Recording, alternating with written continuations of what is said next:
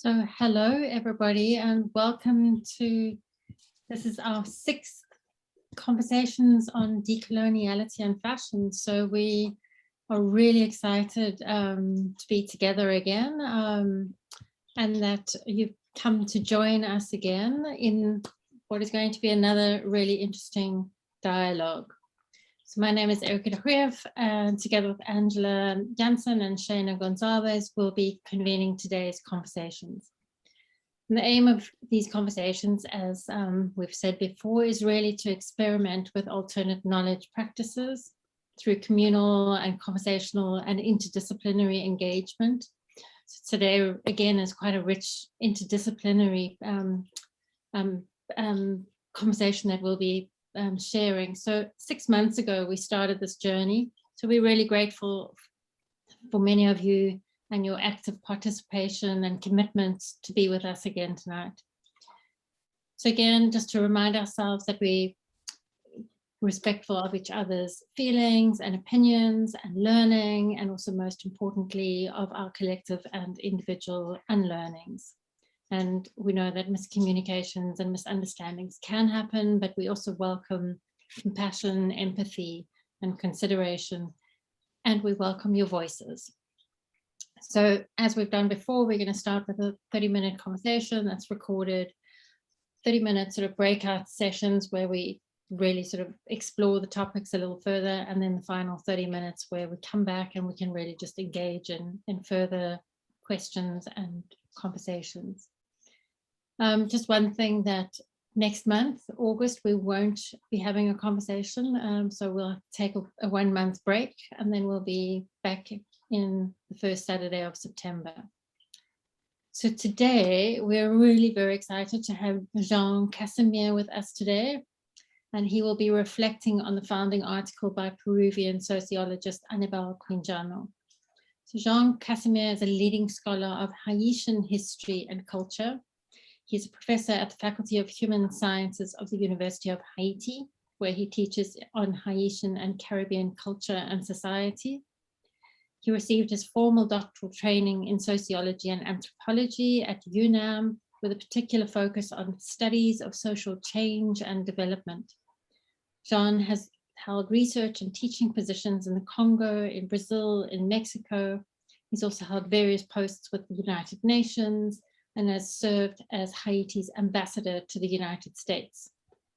So these are all really exciting and important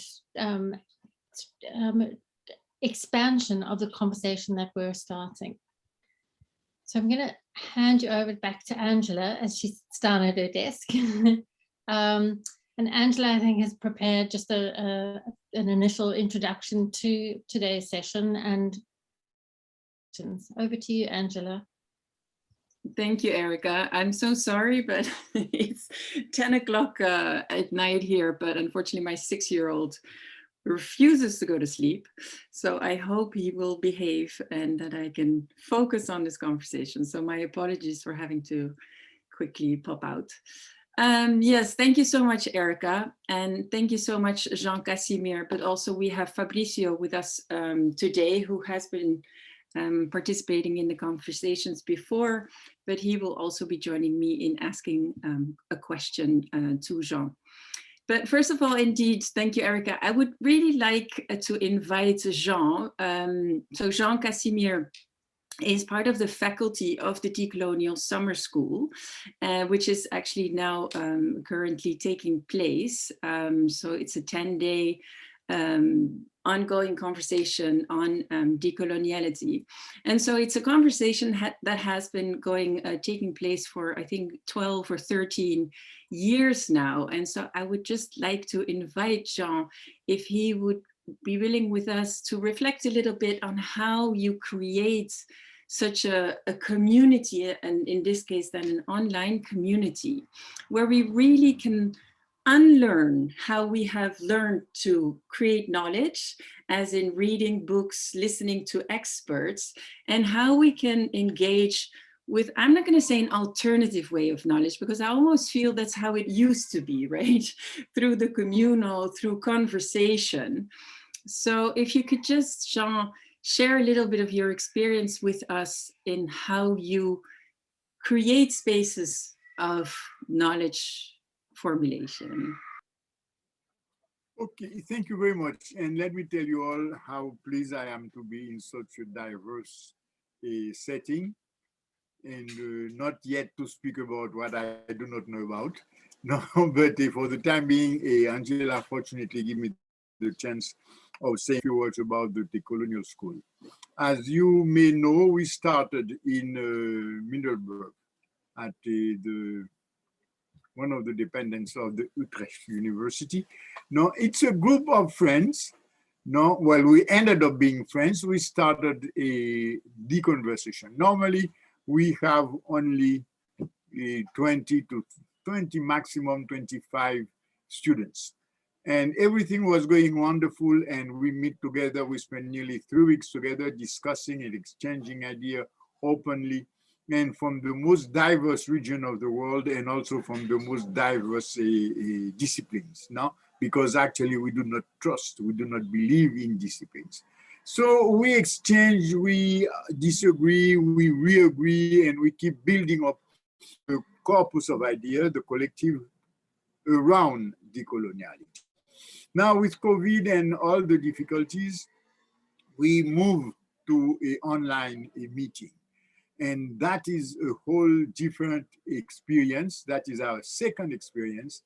And this time we have 80 students, student participants. Precisely, this is one of the frontiers we want to break down, this question of students and the professor and expert. We are a community, we talk, we discuss, and nobody pretend to know much more than the other one. No, we just question our ideas. So we are in this new experience, and it's not very easy to start on learning and learning again. You see what I mean? For instance, in my case, I'm a sociologist.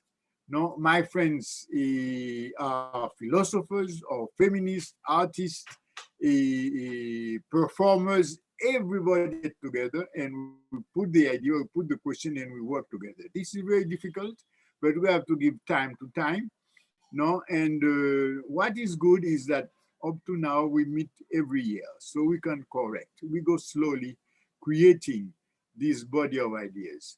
And also we start recreating the joy and the pleasure to create together. You said, I mean, it is not a place where you come and receive, I don't want to be blasphemous, no, some Holy Communion. No, you participate, you bring something, no, and everybody bring, and look, and everybody, not only everybody brings something new, but with respect, and you appreciate, and you try to understand, to listen to what the other person is putting to you, and you react, and the whole collective is moving like that. This is more or less what is our decolonial school. It's very difficult to course, no, it's very difficult really to cross that idea to 80 newcomers all of a sudden, and only in 3 weeks. But we're trying, and I think we're getting more and more skillful. We have a tremendous stewardship in Professor Mignol and Professor Vasquez, no, Rolando Vasquez, no, and this is helping us to keep on the good track. That's more or less what I wish to tell you about the decolonial summer school, the Maria Lugones, which is a famous philosopher. I will not enter in that because I will not finish. Thank you so much, Jean. Again, I sincerely apologize that I had to run out. So if I may, Fabricio, may I please invite you to formulate your first question for Jean Casimir, and maybe give a short introduction of where you are speaking from. Thank you. Thank you, Angela. Thank you, Jean, for being here with you in Brazil this afternoon. Actually, I'm a teacher educator. I educate foreign language teachers in Brazil at a public university, but I've been working with epistemologies and ontologies, and also with the colonial movement and thoughts. And I'd like to thank you for this opportunity to problematize. It's not a question I made to Jean, but it's I think it's more something that raised from reading again Quijano's text and from the place I speak from. So I understand that there are many structures of power which are so rooted and fossilized in our constitution as human beings, in our identities and subjectivities, determining not only the way we think, feel, and interact, and also produce knowledge, as you said, Jean. You meet people to create, not to reproduce, not to replicate, not to just to repeat. And I think, but at that same time, something that is invisible for most. Although I agree that all these discussions related to coloniality of power have been increasing, not only the academic field, but they should overflow the boundaries we still see here in Latin America, especially in the country I live in. So on one hand, we have different kinds of social media which have collaborated to break up such structures, because in the past people didn't social medias to have some kind of voice, or I mean not to have voice, but to say something. But on the other way, I think these stereotypes have much more power in the social medias. They are reinforced all the time by the power structures now. And then I also think that we who are from colonized countries, we also have a barrier of the language, which is an obstacle to us who are colonized. We are under this structure of colonization to evolve more dialogues with and resistance. And there is also another thing that I would like to mention, that is the Christian thoughts, that determining what is correct, what is a sin, and which opportunized more recently the spread of a colonial formula of catechizing those who are more vulnerable or fragile through the spread of neo-Pentecostal movements or churches of domination, which aim only at money, which aim is only to take money from these people, apparently. I'm not generalizing, but there are some institutions who just focus on this thing. And also the way people should be dressed up, the way people should the way people should use their hair, or use and taking also this opportunity to dialogue with you, I would like to mention the refugees from your country who live here in my hometown and established here where I live, and the way the local population offers hospitality to them, considering a Derrida perspective of hospitality, to reproducing what I could testify as a Japanese agriculture immigrant grandchild, who were colonized by the colonized when they arrived here in Brazil. So I think the formula is being repeated. And what matters for colonized societies and colonized countries and colonized beings nowadays, in my humble opinion, is something that should be thought inside out, in each of us, in each human being, but find barriers which are underlined by the cogito ergo sum. And I think that a better understanding of who we are and how could make this world a better place to live in the ruins, as Anna Singh says, is really hard, because first we have to see ourselves and locate ourselves in this structure of power and rescue our ancestral history and ancestralities to understand who we are nowadays. That's it.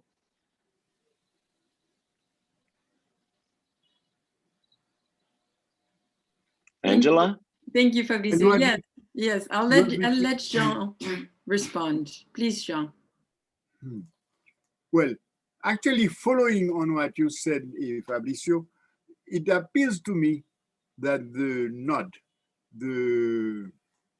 the hardcore of our populations in general is exactly communality, and the community itself, with its two basic strategies that Quijano pointed out, not in this study, no, on which I will focus, but in other study, which is solidarity and reciprocity.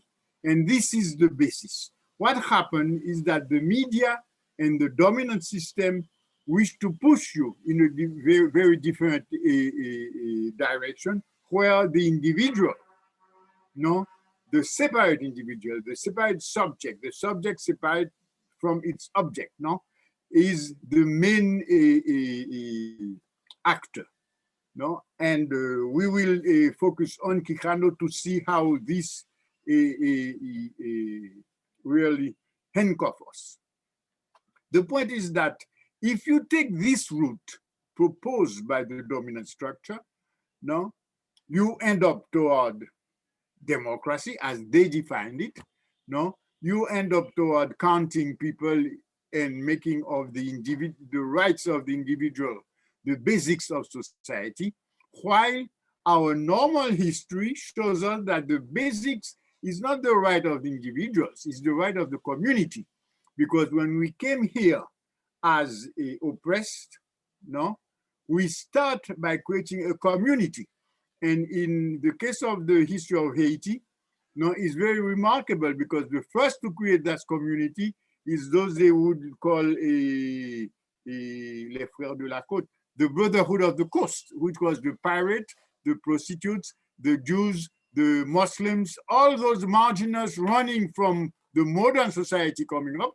They came down in the little island and they decided to create their society. Obviously, they were accused to be licentious, a drunkard, what have you. No, and among them, all of a sudden came a Huguenot, Bertrand d'Augeron, who decided to make a Huguenot republic, etc., etc. But this didn't last too much. But it's very important to see how the first reaction was to create a community, and the first things to be destroyed was the right of this community. No, so this is what is important, and this is what, to my mind, may help us, I mean, to answer and to grasp and to find a way out of the quandary we are in presently. Now, the article of Quijano, insisting very much on this line, pushed me in the other direction. And this is what I wished to center my presentation on, and to answer the questions Angela sent me, but to say that what you said is the basis, no, and what I'm going to tell you is that I am nearly, I would not dare say, but in fact, with all the respect, I am challenging, I am asking, I am begging Europe to look at where they lost their communality, where their communality was erased and why it was erased. And I think this path will assist us in creating coalition with the marginals of both sides of the state. I mean, not of our continent, of the states of our continent. I mean, the modern colonial state in its epitome, his excellent development in Western Europe, and the oppressed state, or the type of state we have in the South, global South, no? Both states, to my mind, are one system, no? But in this one system, this is where we are operating, this is where we should find a coalition. Therefore, if you look at the article of, I mean, I may move toward the question Angela raised also, because this is on what I had centered my conversation. In his article, Coloniality and Modernity Rationality, Aníbal Quijano described the coloniality of power and how it's operated in Western Europe and in Latin America. Quote, coloniality of power was conceived together with America and Western Europe and with the social category of race. To navigate the consequence of this simultaneous emergence, he described the nature of power as conceived by Europeans. In my view, Quijano could have said as conceived by the emergent European modern state. For the state and its operator, that is to say for the European dominant classes, the normal difference between dominant and dominated was transformed into a biological, structural, and natural relation between superior and inferior. For them, the history of power was extracted from the relation between subject and object, affecting how knowledge was produced and how it was inserted in an integrated totality. Political authorities and intellectuals in Europe intronized this view as a tenet of European culture, that is to say, they universalized it in Europe and in its colony. For them, Latin Americans were naturally inferior. Then among their non-European servants, seduction became an instrument of power relation. Cultural Europeanization became an inspiration, a universal cultural model. Cultural coloniality, in quote, turns out to be incredibly hard not to point out, but not only to point out, but also to eradicate. Quijano questioned this mode of producing knowledge between the cultures. The paradigms, quote, implies that between subject and object, therefore, there can be but a relation of externality. Quote, the European paradigms of rational knowledge was not only elaborated in the context of, but as part of a power structure that involved the European colonial domination over the rest of the world. In these circumstances, the nation creatives cannot start unpacking this seduction, let alone can they resist it, since Europe and Europeanized are the principal market for the fashion industry. The seduction of Europe resulted from its power. It came from the fact that Europeanization was made to appear the only access to power. Power in Quijano's text is defined in the context of the European, non-European world, where European culture became or was made to appear a universal cultural model. But Quijano underlined the hold of the small European minority and its relation of direct political, social, and cultural domination over the conquered of all continents. He did not elaborate, given the purpose of his article, on European blindness in relation to its own marginals. Europe was not a homogeneous entity, and certainly it does not look like one today. In Europe, Quijano recognized that the emergence of the subject as an isolated individual was an answer to the ascriptive social structures that imprisoned it in Europe. Once he posited this point, he turned his attention toward the relation that Fabricio was presenting, toward the relation between Europe and America, without expanding on the history of power in Europe itself. Seduction and the other instrument of power in this continent were not Quijano's concern. If one questions the history of power in Europe, one could search where its inner heterogeneity came from, why and how it has been erased. Such body of knowledge certainly exists already. The question I put to you is how to foster the awareness of European heterogeneity on the one hand, and on the other, will this awareness be useful for the purpose of coalition with the global South and for destabilizing the hold of the gatekeepers, of the fashion gatekeepers? it occurs to me that European decolonials must unpack the reverse of Euro-centered colonialism and of Western imperialism. That would be the cost of a relational coalition with the global South. Social discrimination will turn into natural phenomenon, hiding the history of power and its operation in Europe. It resulted that the internal heterogeneity of the continent was made invisible to its own eyes. The European fashion gatekeepers must be destabilized for other fashion creative within Europe to crack the wall by questioning their power. In my experience, one can go even further to the questioning of the history of power by challenging its very definition of power. Indeed, the tools used by the master to build his house cannot be used to destroy that house. In his famous book, Capitalism and Slavery, Eric Williams visualized power in a relational setting. He wrote that contrary to popular and even learned belief, as the political crisis deepened in Britain, the most dynamic and powerful social force in the colonies was the slave himself. End of quote. In the case of Haiti, since the enslaved were able to defeat Napoleon's army, I argue that they had more power than the expeditionary army.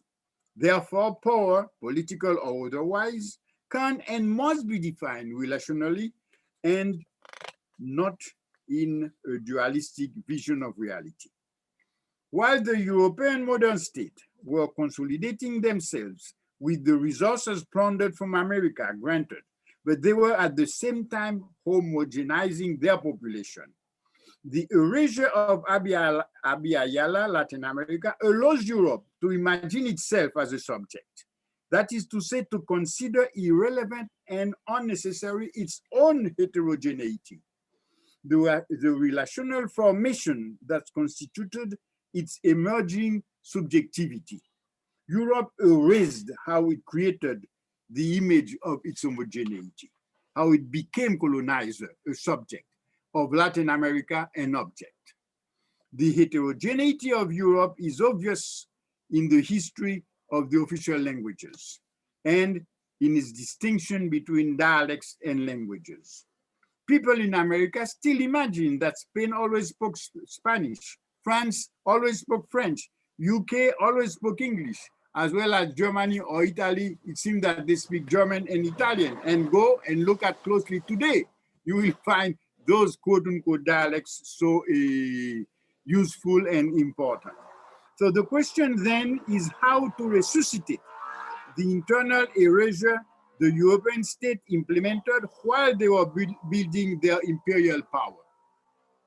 How did they blur their marginals and use them as stepping stone for the exploitation of Latin America?